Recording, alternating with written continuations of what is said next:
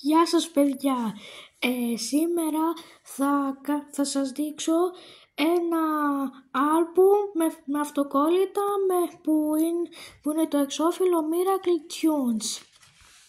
Να, εδώ δεν το έχω πάρει για πρώτη φορά, το είχα πάρει παλιά τότε. Εδώ ήταν το πρώτο, εδώ που ξεκίνησα, εδώ η επόμενη σελίδα. Εντάξει, αυτά εδώ είναι άλλα αυτοκόλλητα από Miracle Tunes, δεν είναι από άλμπουμ. Αυτά εδώ τα αυτοκολλητάκια είναι μέσα στο άλμπουμ, αυτά είναι με μονόκερους. Εδώ, μονόκερους πάλι. Miracle Tunes εδώ. Εδώ Minions, καρδιά, φατσούλα βλέπω. Minions, πιτζαμοήρωες, Spider-Man, δεν ξέρω και εγώ τι. Αυτά παιδιά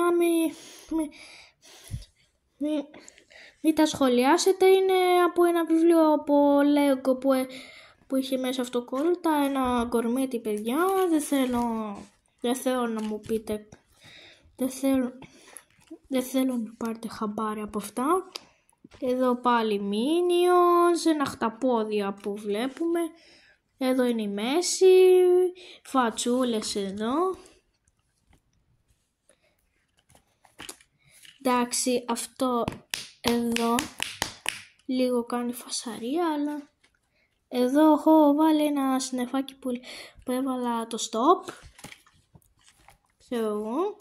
Εδώ έχει καρδούλα, ψαράκι, φιωγκάκια, καρδούλες. Ένα μάτι, μια κουπέλα από το Lego. Πάλι πιτζαμοήρωες. Από ένα παιχνίδι, από ένα Playmobil, δεν ξέρω γιατί το κόλλησα εδώ. Να πασχαλίτσες εδώ κοκαλάκια από κόκαλα, φατσούλες, ένα αστέρι, αριθμούς, αυτοκόλλητα, λουλούδια πάλι καρδιές, μια γατούλα έχει. Εδώ το πρόσωπο ενός μύγας, να το πω. Και καρδούλες εδώ, Spider-Man δεν ξέρω και εγώ τι.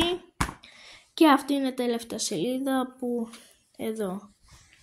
Λοιπόν παιδιά, άμα θέλετε part 2 να μου κάνετε άμα μαζέψει 10 likes θα κάνω και part 2 παιδιά.